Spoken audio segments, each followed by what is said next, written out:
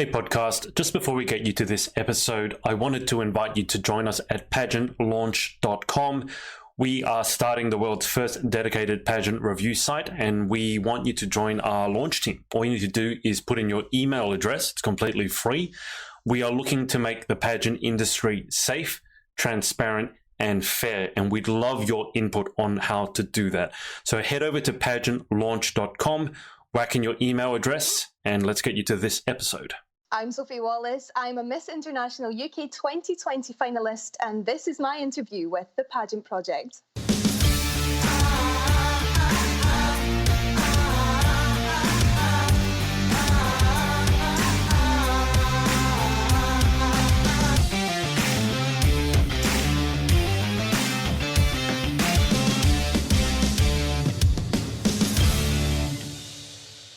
Hey everyone, it's Agent from the Pageant Project. Hope you're doing well. I've got with me today Miss International UK 2020 finalist, Sophie Wallace. Sophie, how are you?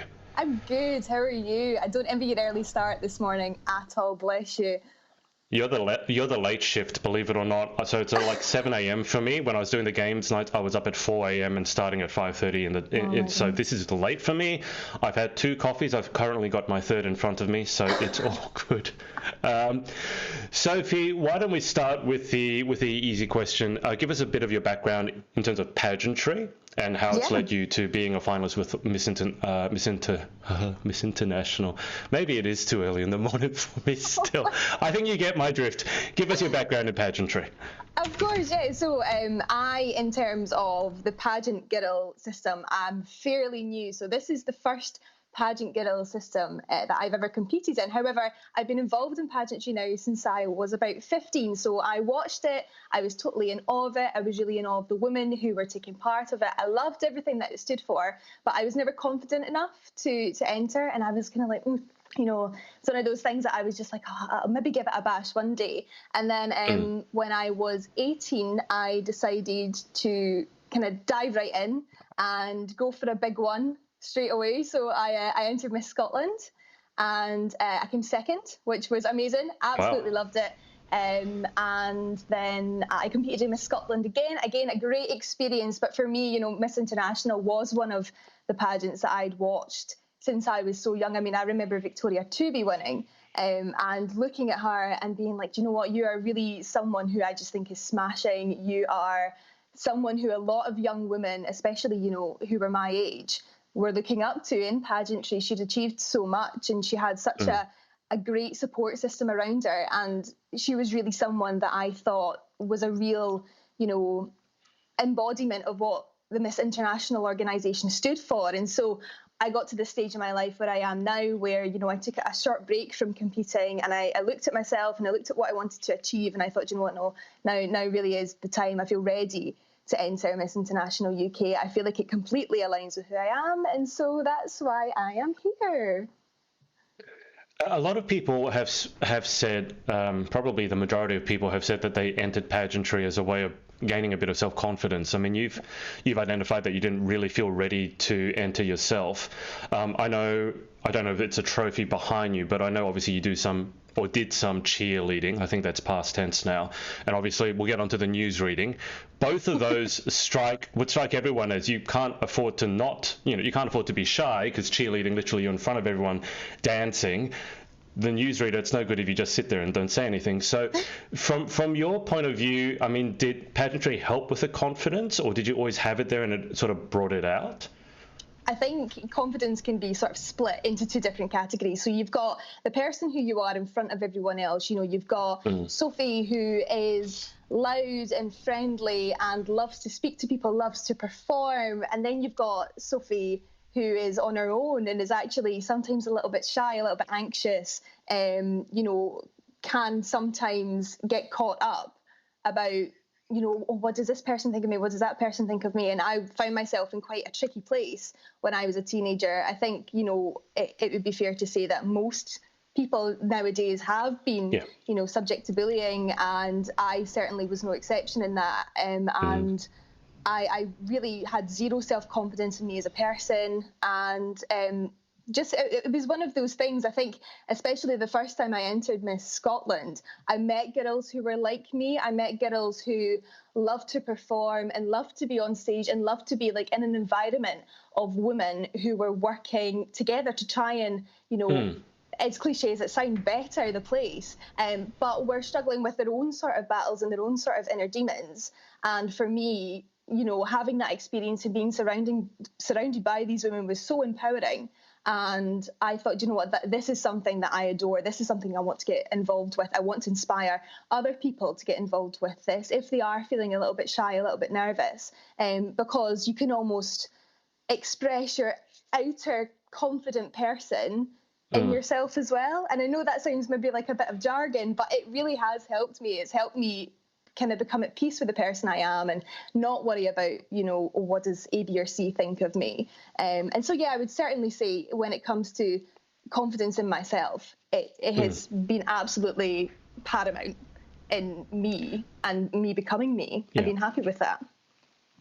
I think it's really interesting you mentioned the sort of almost split personality, because I have exactly the same experience. Obviously, being in front of here, I can't just stand here and say nothing and be awkward. That really wouldn't go well.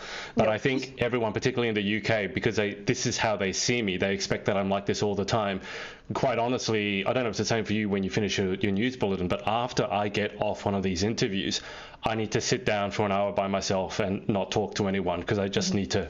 I feel like I've overdone my words, so then I need to balance it out and not say anything. I mean, let's go into the news reading. Let's go to the comments first before people start going, you're not reading them. So I don't know if you can see them. They're a little bit small. You got Chi Hoang saying, I love you, Sophie. Georgina Cook, go on, Soph. Amy Willow, Destiny Parker, hey, Sophie, go on, girl. Marta Krastovska saying, Sophie, love you. And then you got a couple of famous people, namely Freya Taylor and Olivia McPike. Freya has said, go on, Sophie, girl, you're awesome, and I cannot wait to see you on that stage. And Olivia said, I'm so happy to see you competing again, girl. Wishing you the best of luck. Olivia and I, Olivia is a huge influence, and I think she knows this, a huge influence in me. She and I met during Miss Scotland, and we both placed in the top 3 together, and watching Olivia, you know, really find herself and find her feet and, you know, go the whole hog, and now, you know, she's Miss Galaxy UK, and absolutely incredible. And I never had any doubt, you know, that she would never get back, that she would get back on that stage and absolutely smash it. And so to see her, to see this sort of progress now, and to see her, you know, win absolutely the title of her dreams has just been really empowering for me. And it was actually, I don't think she knows this, but it was actually watching her win Miss Galaxy UK that I was like, right, I need to do this now. This is, it's yeah.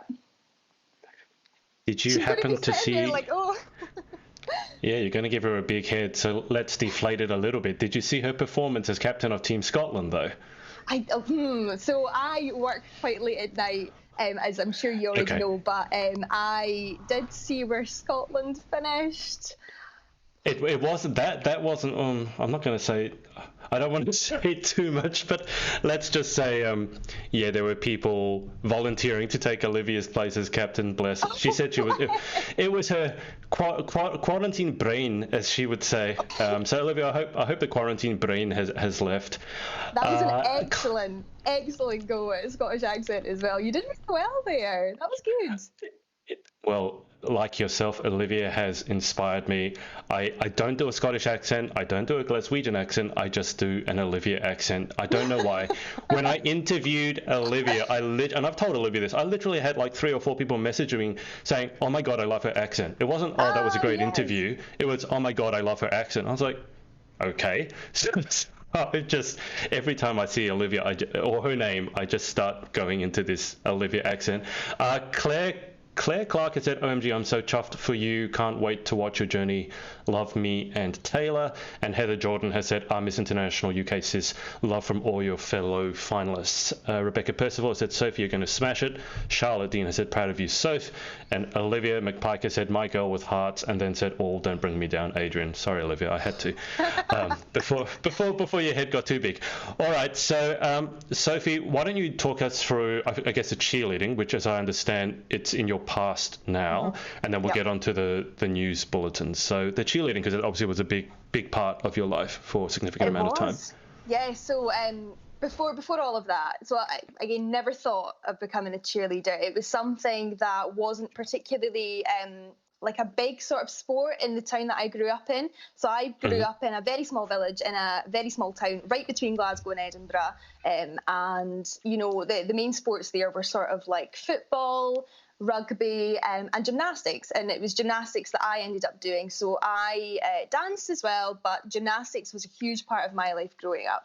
I was an international display gymnast. So that meant I travelled around, you know, parts of Europe when I was a teenager, taking part in lots of different gymnastics displays with my team, and that was amazing. And so I totally loved that, and I loved the display element of it because it combined dancing with gymnastics, which is what essentially cheerleading is. And I had a really nasty accident when I was about 16 or 17, and that forced me to retire from the sport, which was quite upsetting. But, you know, at the same time, I was going through the transition of going from school to university. I, you know, was meeting lots of new people. I was spending time in a brand new city, and it just kind of felt like a bit of a natural progression for me to go from doing gymnastics to then, you know, living in like a university environment. And it wasn't until I was maybe in my second year of uni that I had seen the cheerleading team, and I was like, do you know what, this is maybe something that I can dedicate my time to. It's something that I want to get involved with. And so I did. And then, you know, for 2 years, I completely threw myself into the sport, much to the dismay of my chiropractor and the guy who now looks after my back. But yeah, it was humongous. And, you know, my team, bless them, were a fairly new team in the world of university cheerleading. And the first year that I was part of that team, we didn't take part in any competitions, we didn't compete. And then as being in our fourth year, we took our first ever competitive team to a finals, and we did really, really well.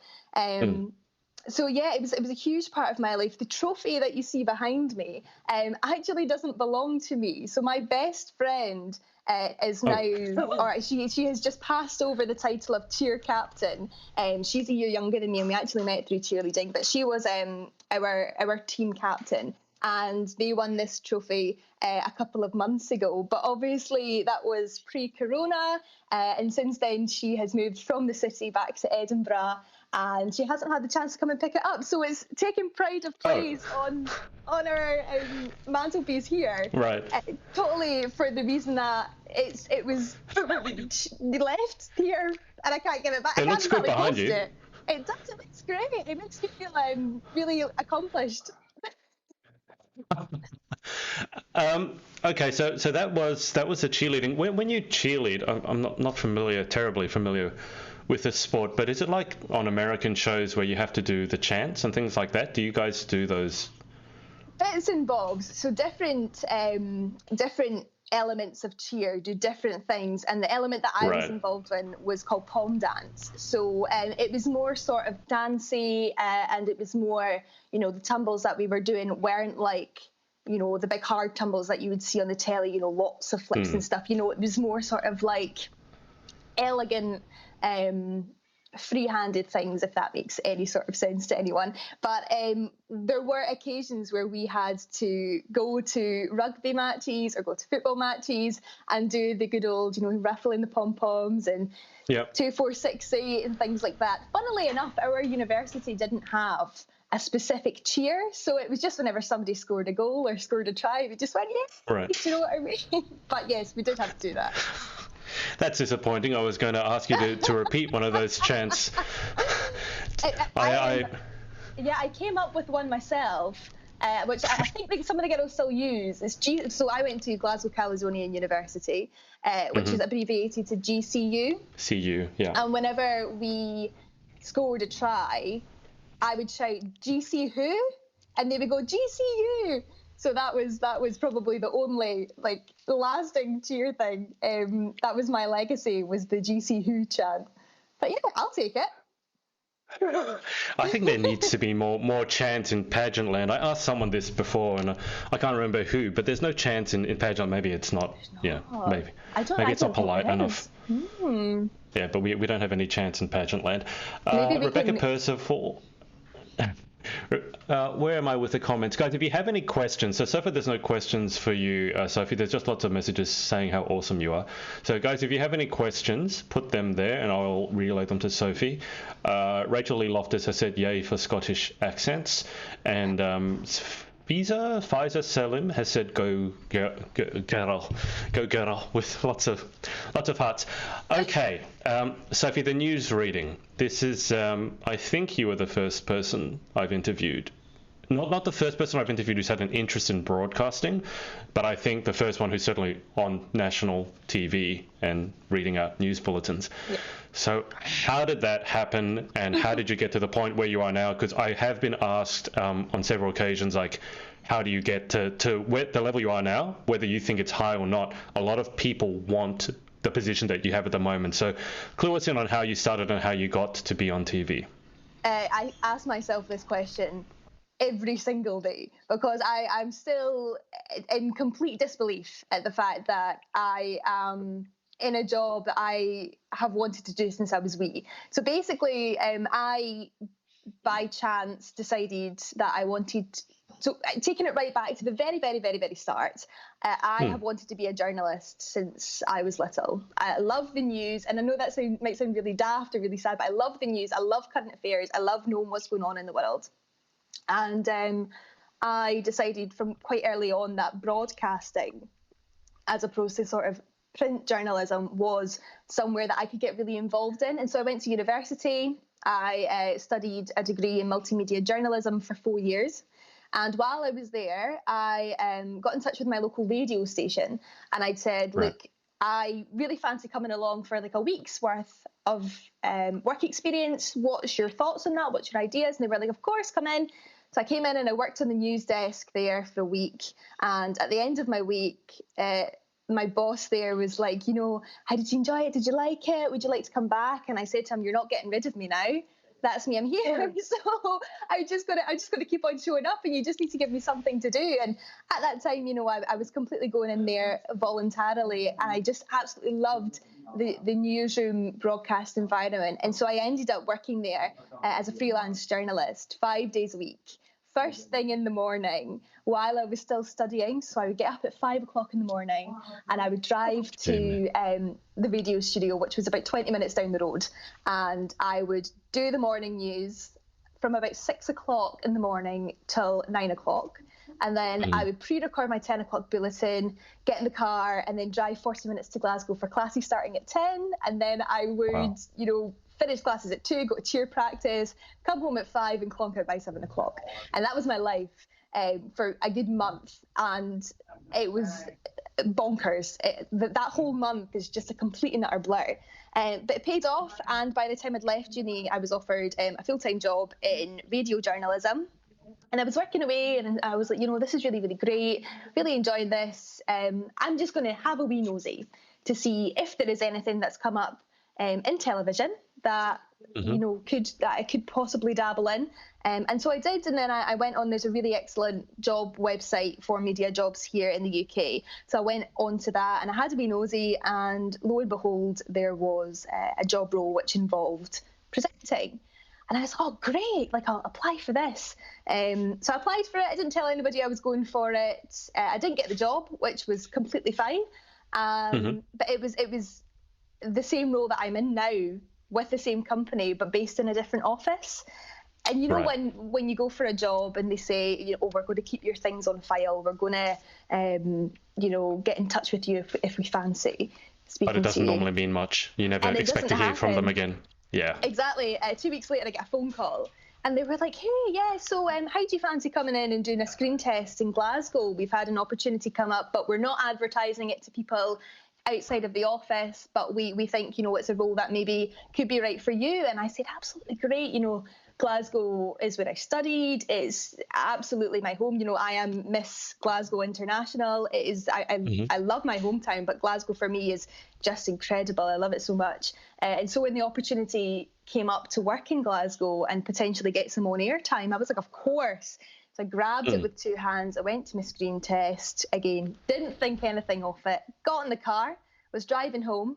I get a phone call about 5 minutes after I left the building saying, great, we want to offer you it. So I was like, hey. And it's just kind of gone from there. I went from working first thing in the morning for the national bulletins that went out as part of a big UK-wide programme called GMB, Good Morning Britain. And I was working behind the scenes for that. And then one day the big boss was just like, there's an opportunity that's come up for you to present weekend shifts and during the week shifts. And now that sort of evolved into me working 5 days a week, because we're in Corona land just now and everybody is a bit mental and everything's gone a little bit skew-with. So right now I'm working Monday to Friday and I'm being on the telly. So yeah, it's really strange. It's really weird. But it's just, I attribute a lot of it to being in the right place at the right time. But at the same time, I made a lot of sacrifices and I worked really, really hard, really hard. So yeah, I love it. I love it. I absolutely recommend broadcast journalism to anybody who's thinking about a career in the media. Broadcast journalism is fantastic. Can you give us an idea, because I'm fascinated by this, because obviously what you do and what I do have some similarities. What goes into the preparation, so on a daily basis? So what time do you start getting ready, and is there like the hair and makeup part of it, and then you actually go on camera and then after? So what's sort of the daily routine like? So my job is split into 2 halves. So being a presenter is one element of it. The other element of it is actually producing the bulletins and looking at the news of the day and saying, right, okay, well, this is what I want to include in my bulletin. This is how I would like to see it done, whether it be like a full-on report that a reporter goes and does, or, whether it be a read with some pictures and maybe, an interview with someone. It's your job to look at the news and say, right, okay, how can I illustrate that best? And so what I'll do is I'll come in, I'll look at the day's news. It's my job to prepare the morning bulletin for the next again day. So that's what I do. I look at kind of what's planned for tomorrow, and then I go and I gather lots of information about it. I interview lots of people. I write up the news, and then I produce a little bulletin. And then we have a big 6 o'clock programme that goes out every day, and it's my job to do the auto cue for that, because someone has to do auto cue. It's kind of like the bottom of the barrel job, but I'll do it. I don't mind. It's quite therapeutic. What is it called? Auto cue. The auto cue, right? Okay. There we go. It's basically what the words that come up on the screen and the presenter has to read them. That's the one. And then so that happens at 6 o'clock. Quite often my bulletin goes out at about 10:30. But usually, again, pre-corona, we would record the bulletin at 10 o'clock. Just now it's going out live because there's no need for us to pre-record it. But we would pre-record at 10. So I would go back in, I would produce my bulletin, and then I would start getting ready about 8:30. Now, bearing in mind, that's a full face of makeup and hair. I go into work looking like I've just rolled out of my bed, as do most presenters. We do have hair and makeup artists in-house, but again, they're not here just now, but I'm sure a lot of girls can resonate with this. I have a very particular way of doing my face, a very particular way of doing my hair. I have really, you won't be able to tell just now, but my hair is coloured a little bit lighter than my natural hair, and my eyebrows are quite dark. And so if someone colours in my eyebrows a little bit too dark, I just look like I've got these slugs in my face, and it's horrendous. And sometimes that happens because my eyebrow hair is so dark. So I draw my eyebrows lighter than what they should be. So I know if there is a set way of me doing something, I will do it. But the makeup artist will come in and touch it up, and then you go in. It's literally you. There's no one else in the studio. All of the cameras are operated by somebody out with the studio. You've got your earpiece, you've got the director in your ear, and you've got someone else in your ear telling you basically what time you need to get off air at, and that's it. That's my job, day in the life. Right. Well, I mean, the hair and makeup, obviously, we're going out to Pageant Land, so they will all resonate with that. Although Pageant Land normally it's like longer than an hour, probably. You mentioned that you do some of the interviews. So again, I'm fascinated by this. How have you found the interviewing process? As in me doing the interviews? Yeah. It is, as a journalist, you have a very set idea of what you want someone to say, and this is quite good because it can reflect as well in pageantry. You know, when you know in your head that you want someone to say something, you'll ask questions about it accordingly. And so, for example, you might drop a word into a question. You know, would you say that this was an amazing opportunity? And then, you know, the person who's answering could quite often say, yes, this is amazing because. Yeah, I catch on. Yeah. Do you know what I mean? And so it's good to direct it that way. Right. And also, you mentioned that you're going out live at the moment, so I know that you put the cake tear. Oh, no! I was hoping you would bring this up. Okay, right. Is that? I was going to ask, like, embarrassing moments on it. I mean, I've had a few. Mostly it's tech. I drop out halfway through. Like I had Sadie Pullman on, who's a Miss Wales finalist, and our stream dropped out like 3 or 4 times, and I had to go to intermission break. It's just had to restart the call. So what are some of the gaffes that you've had so far in your young career? So cake tear is probably the most prominent one. Before I say anything on this, anybody who knows me will know that I am absolutely here to take the mickey out of myself before anyone else was. I don't take myself too seriously at all. You can't. In the nature of your job, and even in pageantry, you can't take yourself too seriously. But absolutely. So whenever I make a mistake, I'm always the first one to point it out. And if anybody follows my STV work account, there was a cheeky plug in there, my Instagram account, it's very sort of, you know, it's me pulling silly faces in the studio that the camera have caught, and it's all about, you know, keeping grounded and stuff like that. But cake tear has probably been the worst one. So I was running out of time at the end of a bulletin, and I've been working alongside one of our lead anchors, who I really, really look up to. And at the end of the bulletins just now, we're trying to slip in like a little sort of, you know, take care or stay safe, just to kind of reassure people when they're watching. And she always said, take care. And I was like, you know, I really, really like that. I'm going to say that. And it wasn't in my auto cue. I had the PA, the guy who was keeping the timing in my ear. I had the director telling me we're about to go off air, and I panicked a little bit, and I said, that's all from the STV newsroom this evening, cake tear. And that was it. And I remember, just as the kind of end rolling credits were running, the director was already laughing in my ear, and we were still on air, and I was like, oh my goodness, and I had to keep such a straight face. And so I thought, do you know what, I'm going to put this on Twitter. I'm going to put it on Instagram before anybody else does, and it is just got to get in front of it. Honestly, and it is just absolutely erupted. I think that is the best one. There was one that came a close second to that. I had a lot of reading to do in one bulletin, and I was coming on to a really serious issue.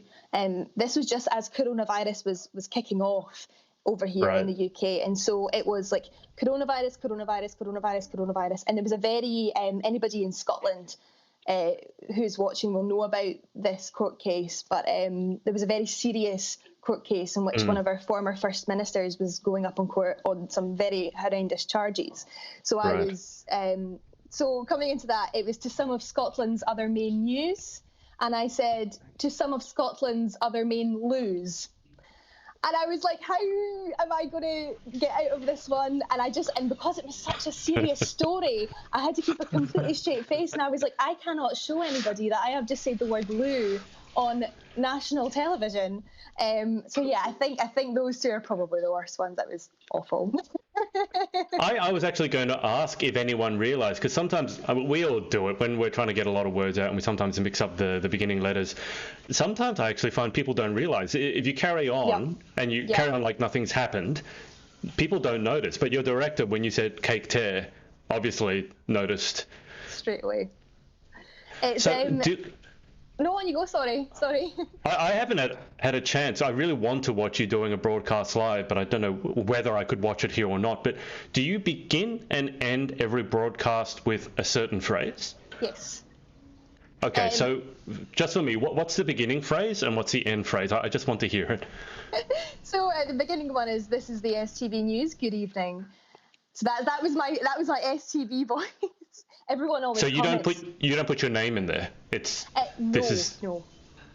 right. So it comes up okay. as a little banner across the screen, which seems Very very cool. professional, very cool.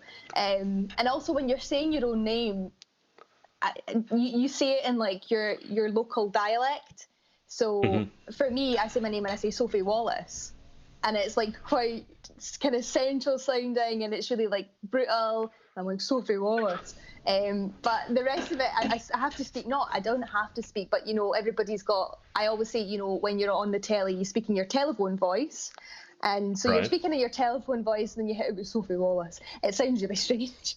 So I think that's why they just scrapped it for everybody.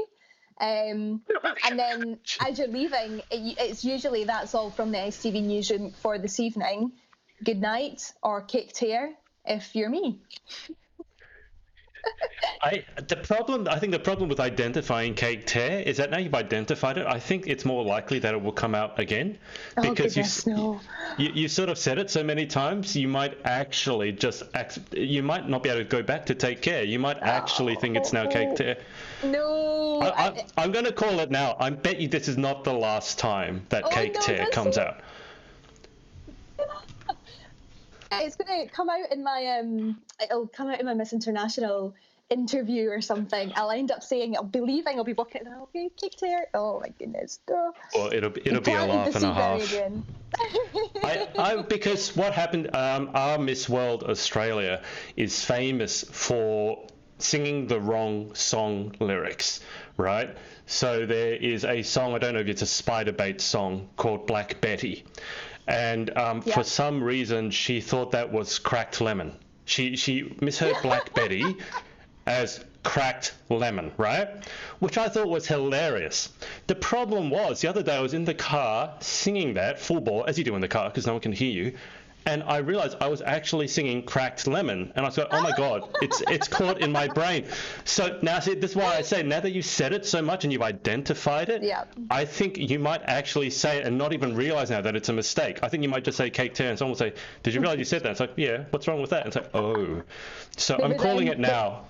Yeah, there were some comments on Twitter that were like, that needs to be your sign off now. You need to say that every single time you do a bulletin. So I feel like everybody's just like, you need to. I'll end up doing it. I will. I completely agree with you. I think it's going to be planted in my subconscious now, and I'm just going to end up saying it. I can't wait. I absolutely can't wait. All right, let's take some questions. So guys, apologies for not getting to the questions before that. If you have any more, put them in. But Heather Jordan has asked, what are you most looking forward to for the Miss International UK finals? I think a huge thing that I'm looking forward to. First of all, like I say, this is the first time that I've competed in a Pageant Girl competition. I have never competed in a Pageant Girl competition, but I have watched and followed those competitions for such a long time, almost 7 years. And so just the whole experience of being involved in, what are really sort of poignant systems in the UK here, that is backed up by such a strong leadership and, really successful, empowering title holders, past and present. That is going to be a huge thing for me. And the other thing, and this might sound very, very cliche, is I can't wait to meet the girls. The Miss International UK finalists all have a group chat. And it's so lovely to see that there are so many of them tuning in and showing their support, which I just think is great. And, we've kind of all built up this like wee bond, and we Skype each other twice every week. And it's just going to be so nice to meet each other finally and just have a really great weekend together. And it's just, that is really what I'm looking forward to. So I can't wait. I really can't wait. I just want to sneak in a cheeky challenge. Obviously, okay. The Scots say girl. You guys have an extra syllable in there. Is it actually possible for you to say girl? Girl. Without the extra syllable? You actually can't. Girl. Girl. Girl. I can't tell you how long took me to get the extra syllable in there because I can't roll my R's, and you can't take it at the out. back of your mouth. It's weird. But if I was to say girl, it's like I'm saying it in an English accent. Girl. And I feel like I'm sounding really like posh girl. Like if I was girl, yeah. Oh, look at the girls. Yay, girls. Yeah, it's great. When you sing, though, do you sing in what accent do you sing in? Because I was having this conversation with someone the other day. So I don't think I could sing in a Scottish accent. Do you sing in a Scottish accent or like an American accent if it's an American song? I think I only sing in a Scottish accent when I'm belting out the Proclaimers. Have you ever heard 500 Miles? Yeah. Who hasn't? Oh, yeah. There we go. So that's I think that's the only time. But the rest of the time, if I'm just sort of like singing away, yeah, it seems to be just sort of like reflecting on the person who's singing the song. But when it comes to the Proclaimers, I go full pelt Scottish. Like you just can't not do it. And I think people who even aren't Scottish will try and do it in a Scottish accent as well. And I just think that's great. Honestly, it's brilliant. Do you want to give us a rendition now? Oh no! I think we'll save that for another day. We'll wait until after the Miss International final. Okay, all right, fair enough. Lana, so Rachel Lee has asked, why did you choose Miss International UK? Can't wait to cheer you on. So, like I say, it's a system which I have really resonated with. You know, the whole thing about Miss International UK and Miss International in general is about cheering on women, and it's about empowering women not only to be themselves, but it's to do with, you know, what can women be, what can women achieve, and I think the prospect of what we can do is so important, and it's so exciting, especially just now. You know, we've seen so many movements which have really been so empowering for women across the country and across the world over the past few years, that really, really resonate with me. And I really wanted to align myself with a pageant system that just aligned with me and aligned with the kind of person that I am. You know, I am a huge believer, and as I'm sure lots of pageant girls are, in competing for a title which has a meaning which resonates with you behind it. Yeah. And so it was important to me that I wasn't just throwing myself into any other competition. I wanted to throw myself into a competition which I knew I could resonate with and that I knew I would just absolutely adore. Lana Taylor has asked, would you do Miss Scotland again? Miss Scotland is a little bit different to pageants that are very prominent in the rest of the UK. I think my time with Miss Scotland might be over, and that's purely because I was a completely different person when I entered Miss Scotland. I think Beauty with a Purpose is incredible. I think Miss World is incredible, and the girl who won Miss Scotland this year, Karen Matthew, is just such a fantastic representative for Scotland. She has just been absolutely incredible, and you know, I think it's important that when you are a title holder that you do justice to that title, and that you work really work your butt off to do what you can with your title and try and make a substantial change. And Karen really has done that. And so for me, you know, looking back at my Miss Scotland experience, I really enjoyed it. I think the second time that I competed, I put a lot of pressure on myself purely because I had placed so well a few years before. And I think it would be natural for anybody to do that. But I think for me, you know, I'm a different person completely now, and I think, you know, I'd maybe put Miss Scotland to bed. But that being said, Miss Scotland is a fantastic organisation, and if it is something that you want to do, then any girls in Scotland, I would highly recommend it. I think it's very difficult placing second or first runner-up in a pageant and then going back the next year, because it's very difficult to improve on that. There's only one way to improve on that, and everything else can sort of seem like you've taken a backward step, which obviously is not the case, but that first runner-up placing can be very tricky. Rachel Lee has said that she's buzzing for your on-stage intro at Miss International UK, so do you want to practice your on-stage intro with us right now? So am I right in saying that it's your name and your title? Yeah. Probably. I'm Sophie Wallace, and I'm your Miss Glasgow International. Sometimes I have to insert an interesting fact, like a random Ooh. fact. So what would be the random fact that you would stick in there? I am Sophie Wallace. I am Miss Glasgow International, and I have a scar on my chin which matches my brother. Which is really Um, strange. Yeah, my brother and I have matching scars. how did you get a scar on your chin? That's the obvious question, right? Yeah, well, this is the thing. It's supposed to make you think.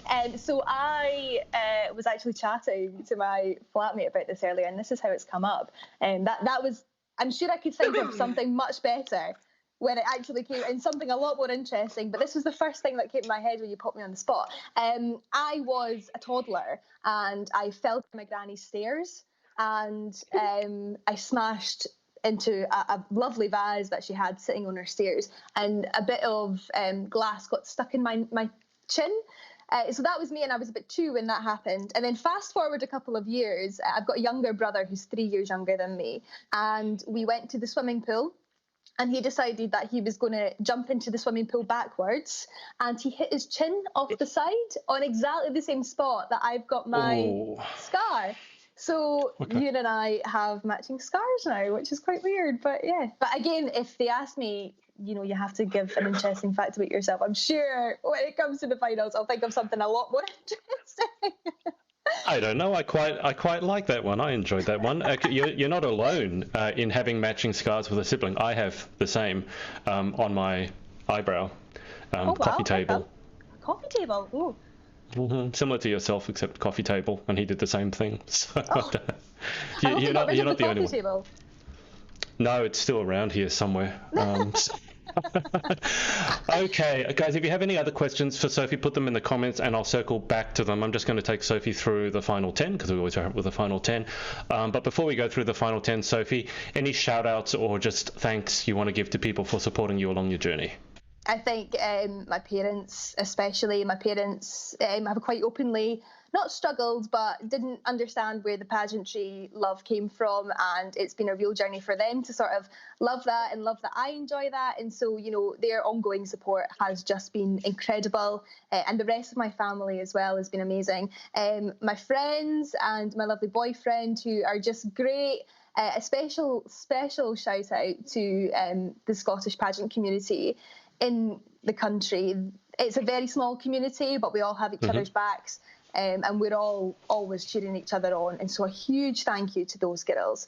And then just to everybody who's really given me that little push and that little courage and that little bit of ambition when I've been feeling a bit low, and just those people who are honest with you and can tell you, actually, you can do this, and I think you're daft for saying that you can't. Those are the kind of people that you need to surround yourself with.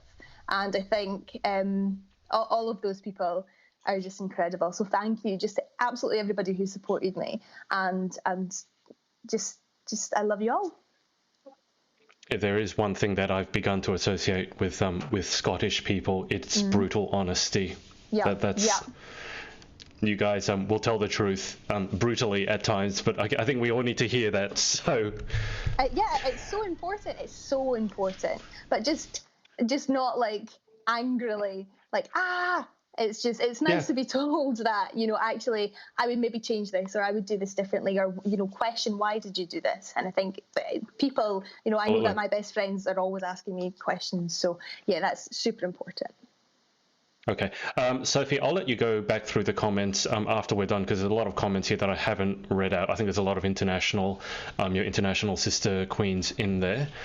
So if you have any other questions, guys, put them in and I'll circle back to them after the final 10. So without further ado, Sophie Wallace, and this is not a speed round. Everyone thinks you've got to answer as quickly as you can. You can answer quickly if you want to. Question 1 is, what is your favorite word? So I would say my favourite word is the word bubbles. Now, not said in the way that most people say it, because bubbles is obviously spelled B-U-B-B-L-E-S, so you pronounce it O. But in Scotland, you tend to lose the O quite a lot, so we say bubbles. And it just rolls off the tongue really well, bubbles. It's just it's nice. That's my favourite word. Weirdly enough, you're not the first person to give me that as a response, but for completely different reasons. So, Oh, yeah, no, someone else just came up with bubbles because they said when you say that word, you can't help but be happy. So it's the second time I've heard that answer, but for completely different reasons. Question 2 is, what is your least favorite word? I don't like the word should. You should have done that, or you should do something. I think when you make a decision to do something, you are should have yourself in that moment. And when someone says, oh, well, you should have done that, I think it's particularly prominent in pageantry, you know, oh, well, she should have worn that colour, or she should have said this in her interview, or you should have mentioned that. Like, I don't like that, because I think people make a conscious decision to do something for a reason, and it's because they're confident in themselves in that moment. And I think, you know, the word should can have some really sort of long-term damaging effects on someone, if you, because it kind of forces you to look back and go, my goodness, like maybe I should have done that. Like, would the outcome have been different if I did do that? And so I think the word should can in some circumstances be a bit rubbish. So should is my answer to that one. Well, I had the exact same word. That's the word that I picked as my least favorite word for exactly the same reasons. So I agree with you on that one. Question 3, in life, what gets you excited or what turns you on? This time next year. So if I'm ever feeling a little bit down about something, or a little bit unmotivated to do something, a little bit sad, or, you know, there is like a big sort of obstacle that I want to overcome in my life, I think about, well, if you take action to make this better now, think about the place that you could be this time next year. You know, think about what the potential is that could come from this. And it's just something that I tell myself if I'm feeling a bit rubbish, and it's always moved me forward, and it's always, you know, given me that motivation to get back up. Again, perfect example was applying for Miss International UK. You know, I thought to myself, well, if I do that, where will I be this time next year? What can I look back and reflect on and say, actually, I'm proud of what I've done. I'm proud that I managed to make substantial changes. I'm proud that I got to, you know, work with my platform. I'm proud that I got to do all of these things. And so the prospect of me looking back in a year's time and saying, well, actually, I'm pleased that I did that, and I'm pleased that I gave myself the push to do that. That's really empowering for me.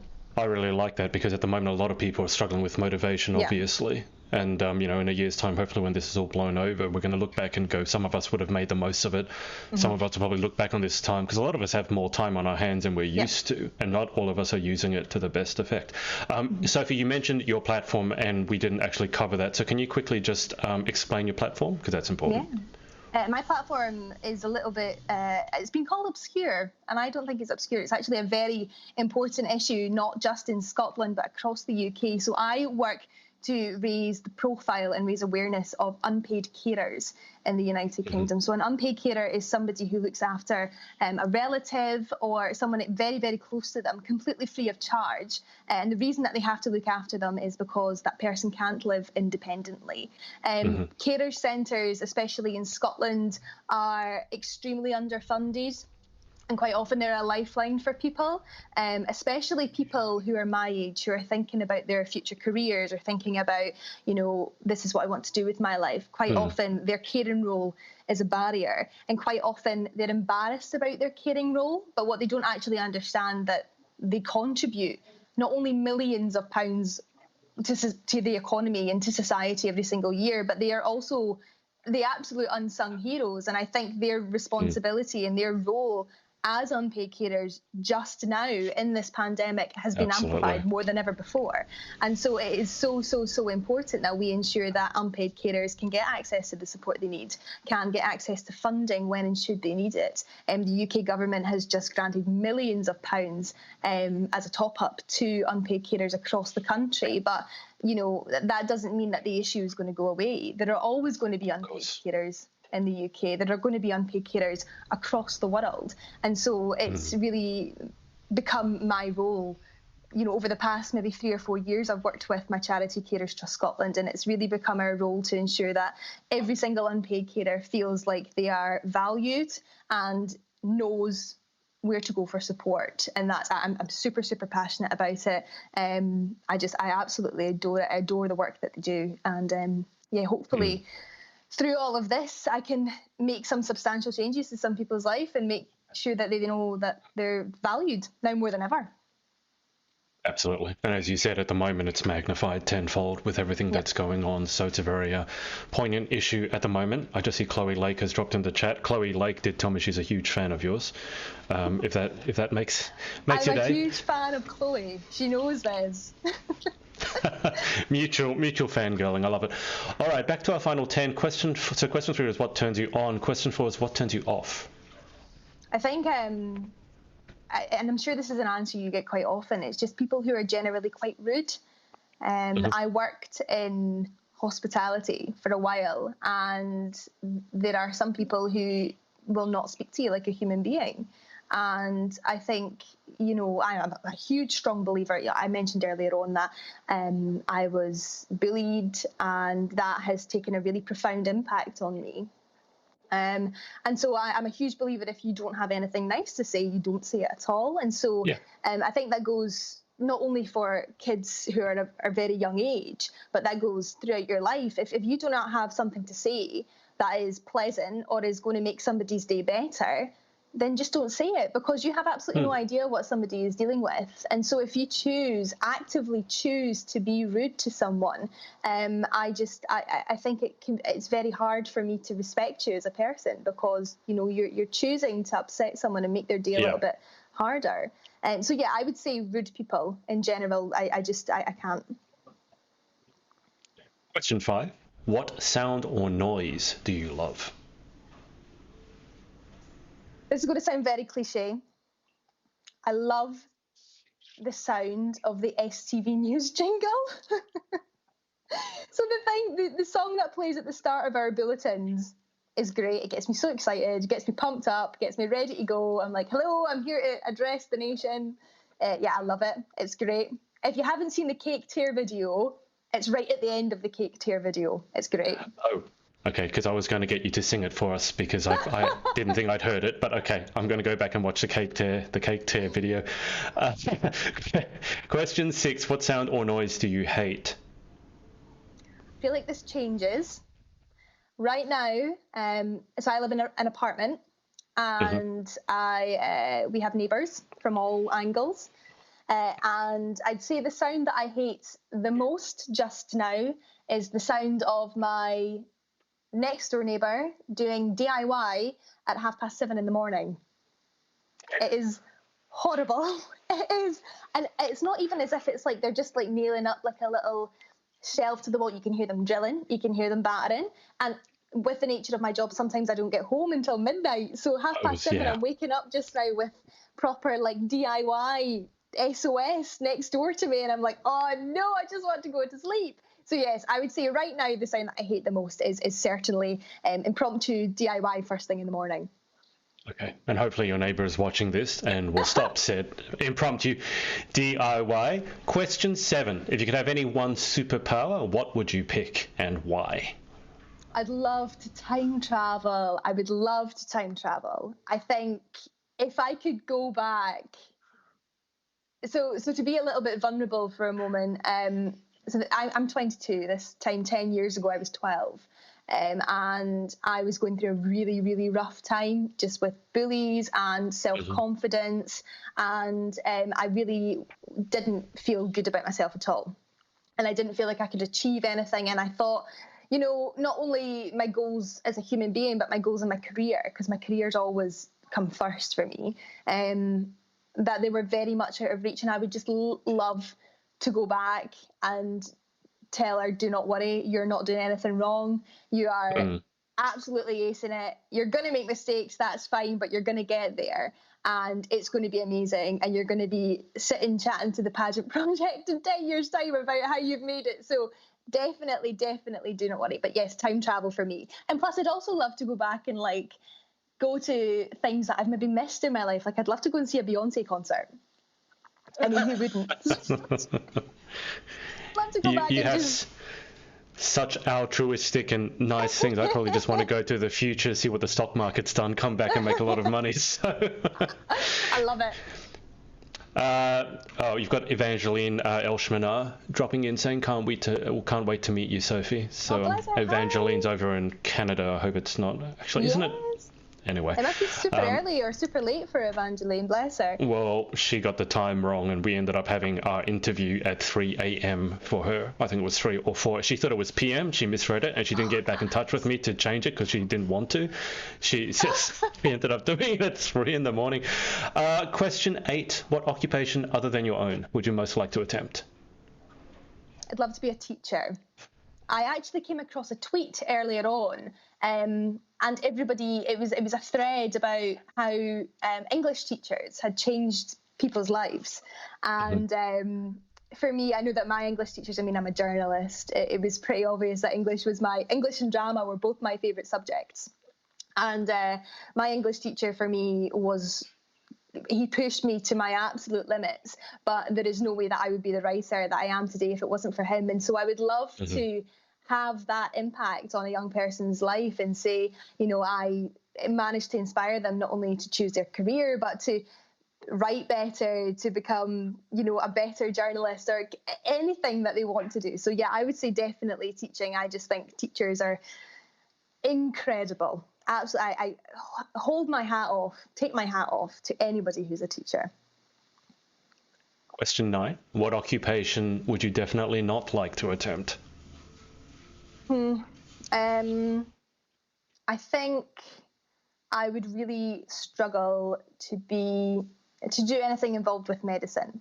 And that's not simply because of what's going on just now. I think anybody who works in the NHS here in the UK is just absolutely incredible. I think I've seen a couple of people chat about it before, but every Thursday just now at 8 o'clock we stand up and we clap for our NHS and we clap for our key workers. And I just think I don't even have any words. The sacrifices that they make just now on a regular basis. They go to work every single day, not knowing if they're going to pick up this virus, not knowing if they're going to take it home and infect their family with it. I just think is so selfless. It's just they're just incredible.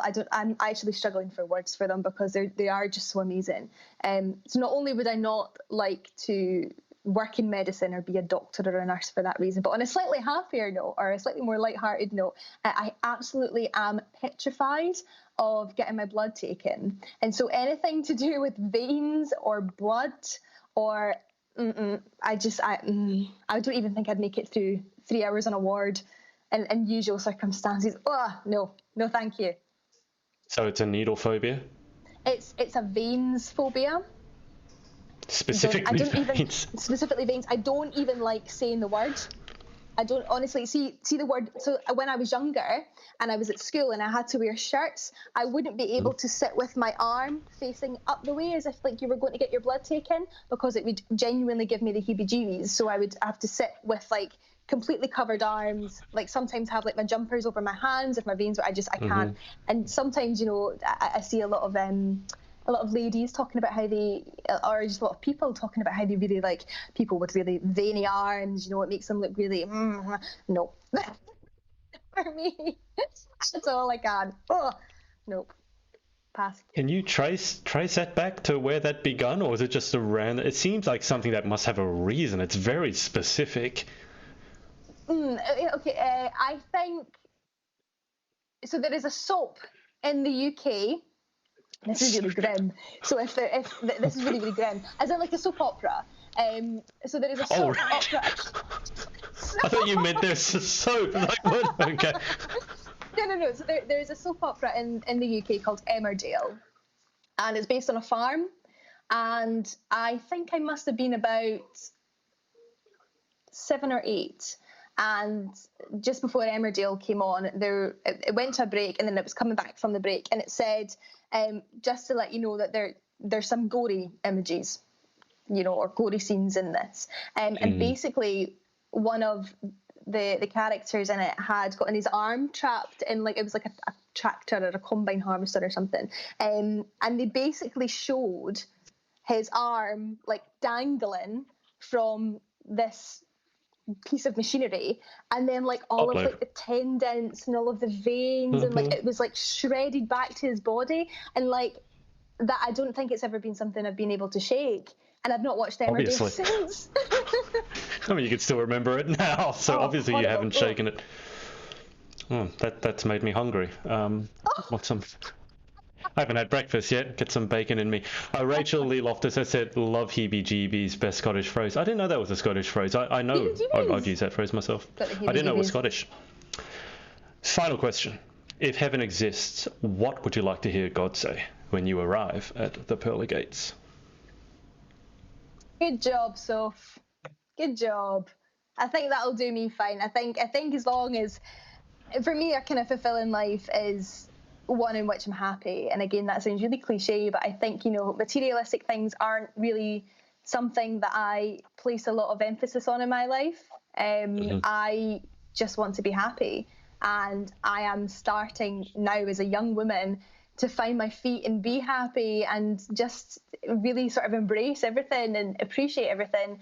And so when I get up there, if it is the way it goes, if he takes a wee nod and tells me, good job, Soph, well done, that would mean an awful lot to me, and it goes to show that I was doing something right. So fingers crossed. Perfect. Okay, as I said, Soph, I'll let you go through the comments afterwards and reply to them yourself. But thank you so much for your time. Thank you so much for having me on. It's been great. I can't believe I was so nervous at the start. Oh my goodness. Why is everyone so nervous before they talked? I don't understand. Is it my face? Is it something that I said? Is it the accent? Everyone's like, I was so nervous. It's because that we're getting you up first thing in the morning. We're like, I know I'm super cranky in the morning, so I take my hat off to you for getting up so early and being so talkative. Oh, good for you, Adrian. Honestly, I think it's great. I don't think it would go particularly well if I was cranky doing the interviews. Maybe one day it'll happen and some poor pageant queen will get it and then end up in tears, but hopefully not.